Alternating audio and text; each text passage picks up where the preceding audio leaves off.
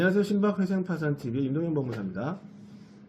안녕하세요. 강상수 법무사입니다. 오늘은 개인 회생 파산 등의 그 상담을 할 때 의뢰인분들께서 이제 좀 걱정하시는 부분이 있어요. 이제 사실 세금 체납도 많이 있고, 그렇죠. 그다음에 또 가끔 이제 과태료나 벌금 이런 것들 좀 민납된 게 있고, 또 좀 부부나 이런 경우에 좀 이혼을 했을 때 좀 양육비를 줘야 되는데 사실 이런 채무들은 솔직히 좀 중요한 채무들이잖아요. 네. 그래서 이런 것도 혹시 자기가 안 낼 수 있는지 면책이 되는지 좀 궁금한 부분이 많이 있어서 한번 오늘 해보도록 하겠습니다.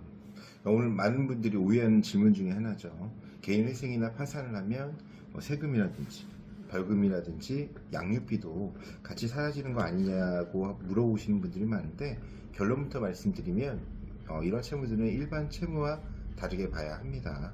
개인 회생이나 파산에서 면책이 되어도 남을 수 있는 채무들이 있습니다. 대표적으로 세금, 벌금, 과료, 형사소송비용, 추징금, 과태료, 고의 불법행위 손해배상, 그리고 중대한 과실로 사람의 생명이나 신체를 침해한 손해배상, 그리고 근로자의 임금, 퇴직금, 양육비 등이 있습니다.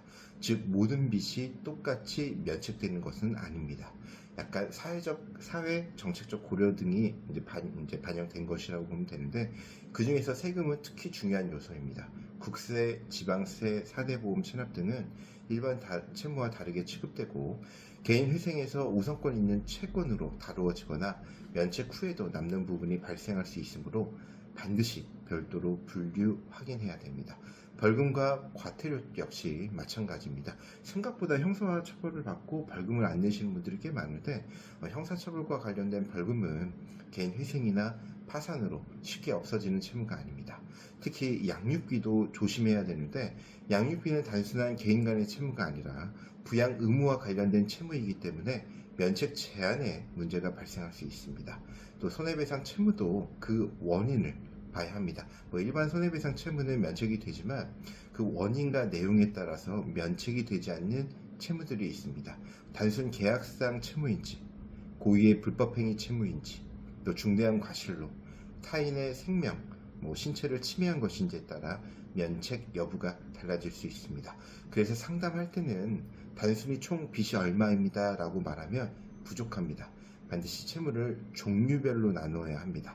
우선권 있는 채권인지, 아니면 그냥 일반 채권인지, 비면책 채권인지, 금융채권, 개인 채무, 보증채무, 세금, 벌금, 과태료, 손해배상, 양육비, 임금채권 등 이렇게 세세하게 분류해야 개인 회생이 맞는지, 아니면 개인 파산이 맞는지, 이게 개인 회생이나 개인 파산의 실익이 있는지, 면책 후에도 무엇이 남는지 판단할 수 있습니다.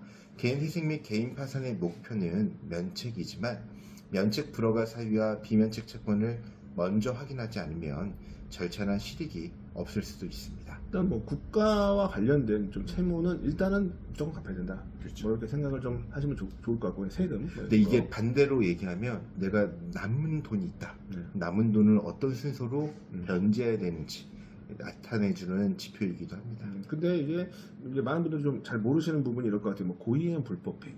사실 우리는 이제 법을 좀 잘 아니까 채무불이행, 불법행위, 손해배상 이런 거 구별이 되잖아요. 네. 근데 일반 국민분들 잘 모르시는 경우도 있을 거예요. 그래서 이런 부분은 그래서 저희한테 좀 물어보고, 이게 단순한 채무불이행이라서 괜찮은 건지, 아니면 불법행위 관련된 건지, 이런 부분은 좀 약간 정리가 좀 필요할 것 같아요. 그래서 그런 부분에 대해서는 이제 저희가 상담을 하시고, 이런 부분은 좀 면책이 어렵다, 이 부분은 가능하다, 이런 것들을 좀 구분을 해서, 그래서 지금 오늘 말씀드린 거를 좀 들으시면 어느 정도의 대략적인 기준은 본인이 판단을 하실 수 있지 않을까. 그래서 거기서 손해배상도 종류가 엄청 많잖아요. 손해배상은 우리나라에서 거의 세네 번째로 소송 종류가 많고, 상대방하고 어떤 매매 계약을 했는데 계약 이행 청구가 들어올 수도 있고 손해배상 청구도 들어올 수 있는데, 이런 것들은 면책이 대상이 되지만, 자기가 이제 고의로 사기 같은 것들은 과실로 사기치는 건 아니잖아요. 형사 범죄가 되는 게 좀 그런 것들과 연계되어 있어서 관련돼서 면책이 되는 채무가 있고 면책이 되지 않는 채무. 중대한 과실이라는 게 사실 우리의 생각과 법의 상식도 다른 부분이기 때문에 무조건 안 돼, 이 정도는 중대한 과실, 이런 게 아니라 전문가를 통해서 관련 내용과 종류를 파악하셔서 앞으로의 그 방향과 진행 속도, 이런 것들을 조절해 나가시면 더 도움이 될 것 같습니다. 지금까지 임동현 법무사 강상수 법무사였습니다. 감사합니다.